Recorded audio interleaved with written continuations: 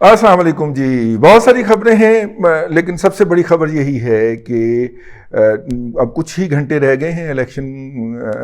ज़िमनी election जो हो रहा है उसके हवाले से पोलिंग का आगाज़ होने में, और मैं भी उसी तरह के एक हलके में मुकीम हूँ, इसलिए अपने इर्द गिर्द रौनकें देखने की कोशिश कर रहा हूँ। एक आध को छोड़ के जिसे ऑप्टिक्स कहा जा सकता है, पीटीआई की कुछ क्या ज़्यादा डिटेल्ड कैंपेनिंग नहीं नज़र आई मुझे इस हलके के अंदर। मतलब वो जो ग्रास रूट लेवल के ऊपर, घरों के ऊपर, मोटरसाइकिलों के ऊपर जो लोग बच्चे, इलेक्शन का एक ख़ास माहौल होता है ना कि मुहिम होती है, वो बच्चे गली गली के अंदर मोटरसाइकिलों के ऊपर लगा के झंडे घूम रहे होते हैं, और जनाब गली गली के अंदर वो इलेक्शन ऑफिस खुल रहे होते हैं। वो नहीं खुले, बड़े बड़े ऑफिस खोले हैं जहाँ पे वो अपनी वीडियोस बनाते हैं, टीवीज़ के एंकर को बुला के जो कि इलेक्शन कंपेन कर इलेक्शन की कवरेज करने निकले होते हैं, उनकी खातर मदारात करते हैं और वो वहाँ पे खड़े होकर बताते हैं कि पीटीआई जीत रही है। इसके अलावा पीटीआई ने कुछ नहीं किया। पीएमएलएन जो है वो उसने आगे तो उन्हीं के डिसिडेंट कैंडिडेट को लगाया हुआ है जिन्होंने पिछले इलेक्शन के अंदर पीटीआई को, पीएमएलएन को हराया था, और दफ्तर शफ्तर वो वही कर रहे हैं। लेकिन डोर टू डोर कैंपेन जो है बैक एंड के ऊपर, और ख़ास तौर पे जो जोड़ तोड़ होता है बरादरियों का, तबकात का, मुख्तलिफ ज़ातों का और ग्रोहों का, उसको वो पीछे पीछे लेके चल रहे हैं। तो यूँ आप कह सकते हैं कि पीएमएलएन ने अपनी जो कैंपेन है वो गुफिया रखी है, गुफिया। पीएमएलएन जो है, पीटीआई जो है, उसने हर इवेंट को डॉक्यूमेंट करना, यानी कि उसकी तस्वीर बनाना, और तस्वीर बना के इमरान खान को टैग करके सोशल मीडिया के ऊपर पोस्ट करना जो है वो अपना पहला और आखिरी ऑब्जेक्टिव रखा हुआ है, जिसके नतीजे के अंदर इलेक्शन वोटर जो है वो बुरी तरह नज़रअंदाज हुआ है। पीटीआई की जो ख़वातीन हैं और हजरात हैं वो मुख्तलिफ बड़ी बड़ी मार्केट्स में जाते हैं, वहाँ पे चंद लोगों को वो पोस्टर शोस्टर बांटते हैं, और पोस्टर बांट के और उसकी वीडियोस बनाते हैं, और वीडियोस बना के तो वो इमरान खान साहब को टैग कर देते हैं। डोर टू डोर कैंपेन के अंदर पीटीआई नज़र नहीं आई। शायद उनको खतरा हो कि हम किसी दरवाजे का, किसी घर का दरवाज़ा खड़काएं और अंदरों निकल के वो शुरू हो जाए तुरंत तोड़ी वो शुरू हो जाए अंदर से। तो लिहाजा डोर टू डोर पीटीआई ने, मैं पॉश इलाकों की बात कर रहा हूँ, वहाँ पे भी जाने से एतराज़ किया है। ये गरीब टाउनशिप, ग्रीन टाउन वाले, इनकी तो औकात ही नहीं है कि पीटीआई उनके पास वोट मांगने के लिए कि उनके दरवाजे तक जाए। लेकिन जो पॉश इलाके हैं, अब वापडा टाउन है, वलेंशिया है, और इससे मुल्हिका जो आबादियां हैं जो कि उमरा की आबादियां समझी जाती हैं, वहाँ पे भी पीटीआई जो है वो मार्केटों के अंदर तो नज़र आई है। जौहर टाउन के अंदर आपको जी ब्लॉक मार्केट के अंदर जो है वो पीटीआई की चंद खवातीन जो हैं वो चंद दुकानदारों को और अपनी गाड़ी या मोटरसाइकिल से उतर के मार्केट में जाते हुए खवातीन और हजरात को तो वो अपने पैम्फलेट पकड़ाती हुई पाई जाती हैं।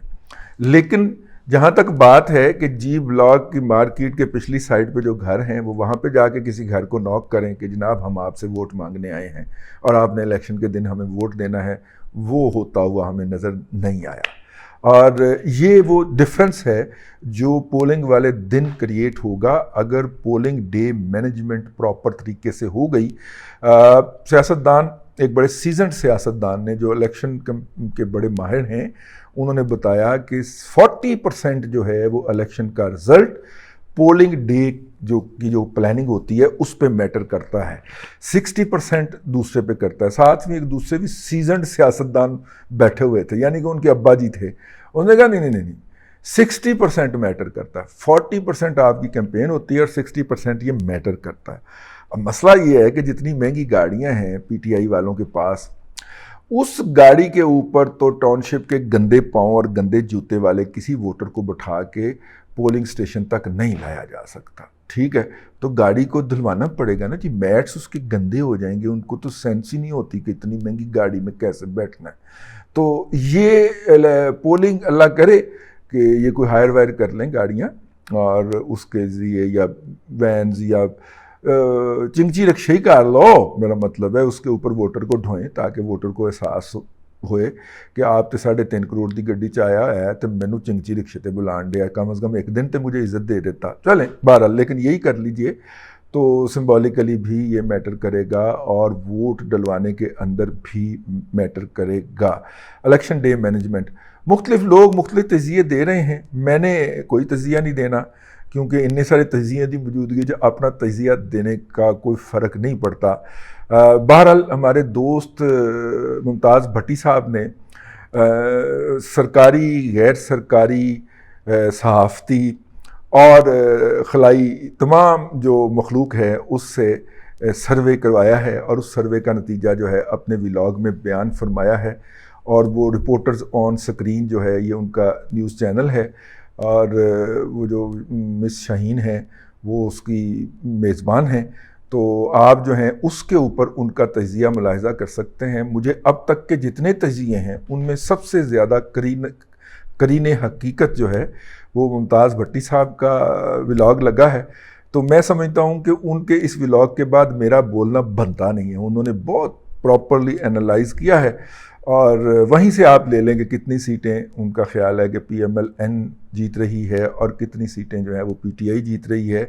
اور کتنی سیٹیں آزاد کی طرف جا رہی ہیں جو بعد میں پی ایم ایل این میں شامل ہوں گے۔ یہ سارا تجزیہ اس کے اندر موجود ہے، تو وہ آپ وہاں سے لے لیجئے۔ میں صرف یہ بتانے حاضر ہوا ہوں کہ جناب کہا جاتا ہے کہ اگر کوئی سمندر کا سفر کر لے، سمندر پار کر جائے، تو اس پہ سے جادو ٹوٹ جاتا ہے، جادو اور ٹونا۔ استاد محترم عبداللہ طارق سہیل صاحب سے گزارش ہے کہ میری تصحیح فرمائیں اگر میں غلط کہوں تو، ٹھیک ہے۔ تو وہ جو عمل جو تھا نا، وہ جو مرغیوں کا گوشت جلا کے اور پتلے بنا کے اور ان پتلوں کو آگ میں جلا کے اور پھر درختوں پہ لٹکا کے اور پھر پھینک کے کیا گیا تھا، سنا ہے کہ جنرل قمر جاوید باجوہ صاحب کے حج کرنے کے نتیجے میں، چونکہ انہوں نے سمندر کا سفر بھی کر لیا، سمندر کے اوپر سے گزر کے آپ حجاز مقدس جاتے ہیں نا، اور دوسرا انہوں نے وہاں پہ جا کے اللہ تبارک و تعالیٰ سے جو ہے وہ پناہ بھی طلب کر لی، تو اس کے نتیجے کے اندر جو اب تک ان کے اوپر سارا عمل کیا گیا تھا وہ عمل تو ہو گیا ختم، اب زیرو سے شروع کرنا ہے۔ تو زیرو سے شروع کرنے کے لیے اب گوشت جلانے کی بجائے قیمتی کپڑے جو ہے وہ جلائے جا رہے ہیں، اور میں نے کس سے سنا ہے؟ اپنے فہیم گوہر بٹ صاحب سے۔ وہ اندر کی خبر نکال کے لائے ہیں کہ جناب وہاں پہ اب صبح و شام پہلے جہاں پہ گوشت جلایا جاتا تھا اور اس کی بدبو جو تھی، اس کی جو سمیل تھی، گوشت جلنے کی آپ کو پتہ ہے نا کافی زیادہ سمیل ہوتی ہے، وہ کافی ناگوار بدبو ہوتی ہے، وہ ناگوار بدبو جو تھی وہ پھیلی ہوئی تھی بنی گالہ میں۔ مطلب 1947 کے بعد یہ بدبو جو ہے، مطلب کہ چلیں چھوڑیں، مطلب بہت ساری نسل نے پہلی دفعہ سونگھی ہوگی، کیونکہ ہمارے ہاں ہم جن کے ساتھ رہے ہیں ان کے ہاں بھی تو وہ گوشت جلانے کا تھا نا رواج، تو وہ جب سے الگ ہوئے ہیں تو ہم اس سے ناآشنا ہو چکے ہوئے تھے، لیکن اب وہ جو ہے وہ پھر وہاں پہ لوگوں نے سونگھی، اب وہ بدبو آنا بند ہو گئی، اس کی جگہ کپڑے جلائے جا رہے ہیں جی، قیمتی کپڑے، ریشمی سلکی کپڑے جو ہیں وہ جلائے جا رہے ہیں، تاکہ وہ جو بنی گالہ کے اندر جو موکلات ہیں اور جو موکلین ہیں ان تک وہ اس کا جو بھی کریڈٹ یا ڈسکریڈٹ ہے وہ پہنچ سکے، یا ان کی فرمائش ہو۔ اس کے اوپر ایک ظالم نے تبصرہ کیا کہ یار اگر وہ بنی گالہ کے جنات، چڑیلیں، موکلات اور موکلین جو ہیں وہ کپڑے مانگ رہے ہیں، تو پہلے وہ بغیر کپڑوں کے پھرا کرتے تھے، ٹھیک ہے۔ سانوں کی پتہ بنی گالہ کا اور موکلات کا اور موکلین کا آپس کا معاملہ ہے، ہم کیا جانے، لیکن کپڑے جو دیے جا رہے ہیں ان کو، تو مطلب اس کے اندر بھی کوئی حکمت ہوگی، کوئی جادو ٹونے کی، تو اس لیے جو ہے وہ ان کو دیے جا رہے ہیں جی۔ اب پتہ نہیں وہ پرانے والے جو ہیں وہ گوشت کھا کے رج گئے ہیں، تو انہیں کہا گیا کہ اب ان کو کپڑے پہنائے جائیں تاکہ یہ موکلین جو ہیں اتوار کے روز ہر گلی محلے میں جا کے پی ٹی آئی کے لیے ووٹ مانگ سکیں، یا جو بھی ووٹ شیر کے اوپر مور لگے یہ کاغذ کو تھوڑا سا ہلا دیں اور وہ شیر پہ لگنے کی بجائے جو ہے وہ بلے پہ لگ جائے۔ تو اس طرح کی کسی ایکٹیویٹی کے لیے ان کو کپڑے پہنائے جا رہے ہیں، بہت قیمتی کپڑے ان کو لے جا کے دیے جا رہے ہیں، تو یہ تو دھاندلی ہے جی، کھلی کھلی دھاندلی ہے۔ الیکشن کا رزلٹ جو بھی آئے اور جو بھی آنا ہے وہ عمران خان صاحب نے تسلیم نہیں کرنا۔ اگر وہ جو ہے وہ 20 کی 20 سیٹیں بھی یہ جیت جاتے ہیں ضمنی الیکشن کی، کیونکہ ان کی سیٹیں ہیں، ان کے لوگوں نے بلے پہ الیکشن لڑ کے وہ سیٹیں جیتی تھیں، اگر جناب عمران خان صاحب یہ سیٹیں جیت بھی جاتے ہیں تو میرا مطلب ہے کہ اس کے بعد بھی انہوں نے پھر پھڈا ڈال دینا ہے کہ جناب میں جو ہوں وہ اب تو پنجاب بھی حکومت ختم کرو اور الیکشن بھی کرواؤ، اور صرف الیکشن پنجاب میں اور وفاق میں کراؤ، کے پی میں نہیں، سندھ میں نہیں، ٹھیک ہے، صرف پنجاب میں اور وفاق میں الیکشن دوبارہ کروائیں، اور کے پی کے اندر بھی بالکل نہ کروائیں آپ، اور بلوچستان میں بھی نہ کروائیں، اور سندھ میں بھی نہ کروائیں۔ مطلب پہلے پنجاب کو ذرا سوچنا چاہیے اس مسئلے کے اوپر کہ یہ سارے یہ جو پشاور سے آنے والے حملہ آور جو ہیں وہ لاہور کو ہی تاخت و تراج کیوں کرنا چاہتے ہیں، ٹھیک ہے۔ تو بہرحال یہ تاریخ رہی ہے، اور میں نے ایسے ہی چلتے چلتے اس کا حوالہ دے دیا ہے۔ ایسا نہیں ہونا چاہیے، ٹھیک ہے۔ ایک تو کیمپین چل رہی ہے نا، وہ جو سندھ کے اندر ایک مجرم نے، ہوٹل کے مالک نے، وہ مجرم ہے، قاتل ہے، اس نے ایک سندھی بچے کو فائرنگ کر کے قتل کیا ہے۔ اس کو جس طرح یہ والا رنگ دیا گیا ہے ایتھنیسٹی کا، ایتھنک مطلب کہ نفرت کا، تو اس کا اگرچہ یہ ہم سمجھنے والوں کے لیے اس میں نشانیاں ہیں کہ بھارت میں گزشتہ کم از کم 1 سال سے جو فرقہ وارانہ اور ایتھنک سٹی کے اوپر منافرت کے اوپر جو کمپین چل رہی ہے، اس کا جواب انہوں نے ہمیں تو دینا تھا نا، تو یہ اس کا بھی حصہ ہو سکتا ہے۔ لیکن جس طرح اس کو سندھی اور اپنا اللہ بھلا کرے سندھی اور پختون کلیش بنایا گیا، یار پختون بڑے عرصے سے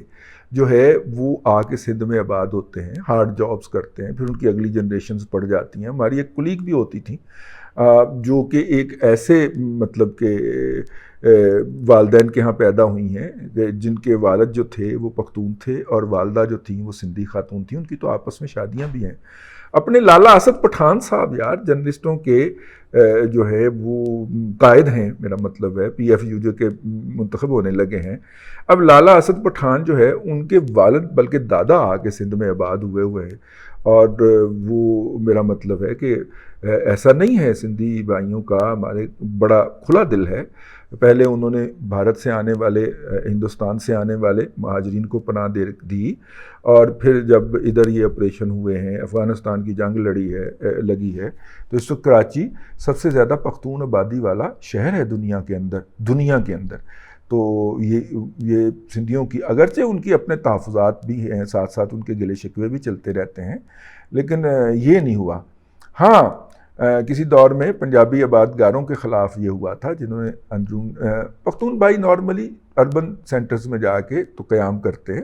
اور بزنس کاروبار ان کو مرغوب ہوتا ہے، جبکہ جو پنجابی آبادگار تھے سندھ کے اندر جنہوں نے جا کے وہاں پہ زمینیں آباد کی تھیں، اور خاص طور پہ ہمارے یہ جلندر سے اور ادھر سے ہجرت کر کے آنے والے جو تھے،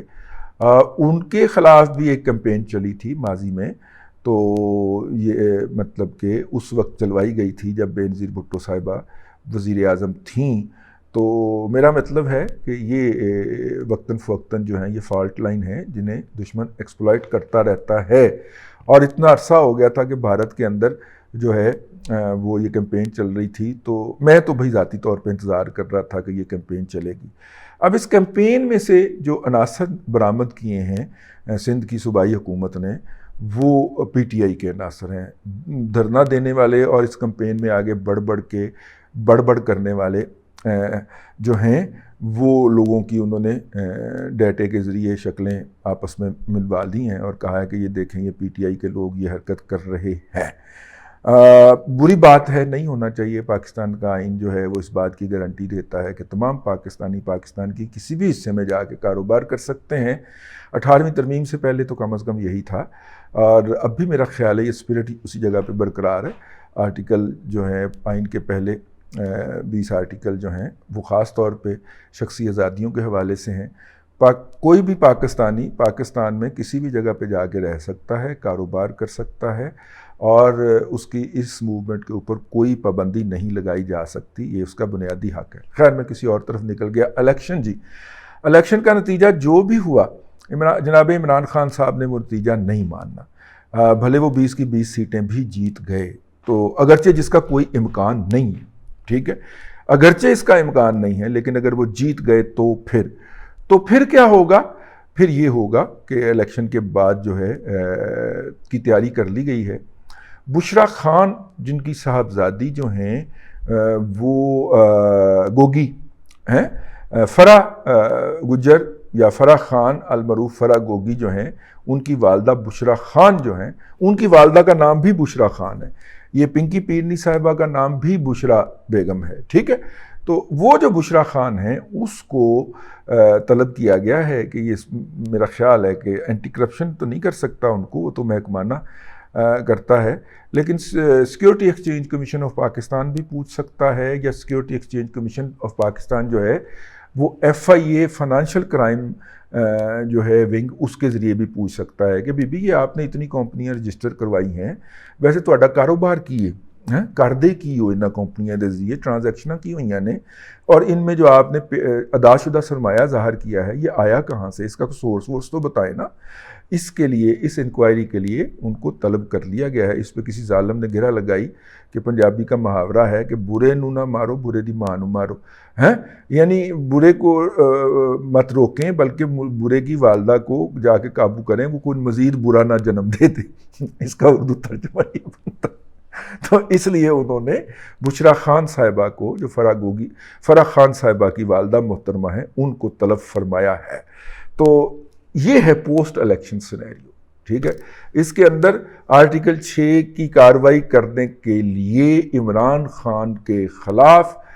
ڈاکومنٹری سارے تیاریاں ہو گئی ہیں۔ وزیر قانون جو ہیں انہوں نے پریس کانفرنس بھی فرما دی ہے۔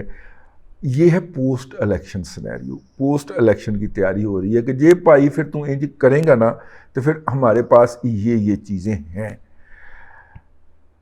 یہ الیکشن ہوں بھی جائیں تو پھر بھی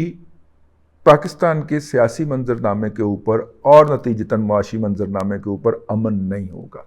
کیونکہ امن اس وقت تک نہیں ہوگا جب تک جو ہے وہ پشاور سے ابلنے والے جو چشمے ہیں فیض کے، وہ خشک نہیں ہو جاتے اور اس بات کی یقین دہانی نہیں ہو جاتی کہ یہ چشمے جو ہیں ان کا مستقبل جو ہے وہ تاریک ہو گیا ہے۔ جب تک وہ چشمے ابلنے بند نہیں ہوتے، پاکستان کے اندر سیاسی منظرنامے میں جو ہے وہ یہ ہلچل جاری رہے گی، اور پاکستان کی تاریخ یہی بتاتی ہے کہ جب بھی پاکستان کے اندر کسی افسر کی ترقی ہونی ہوتی ہے یا کسی اعلیٰ عہدے پہ تقرری ہونی ہوتی ہے، چھترول سیاستدانوں کی شروع ہو جاتی ہے، اور کروائی بھی سیاستدانوں کے ہاتھوں ہی جاتی ہے، ٹھیک ہے۔ بہت بڑی بات کہہ گیا ہوں، تھوڑے کو بہت سمجھیے گا، خط کو تار سمجھیے گا، ٹھیک ہے۔ اب تک کے لیے اتنا ہی۔ دعا کیجیے گا کہ ہمارا الیکشن دن جو ہے وہ پرامن گزر جائے، کیونکہ اسے کنٹروورشل بنانے کے لیے عمران خان ہر حد تک جانے کے لیے تیار بیٹھے ہیں۔ اللہ تبارک و تعالیٰ آپ کو آسانیاں عطا کرے اور آسانیاں خلق خدا میں تقسیم کرنے کی توفیق عطا کرے۔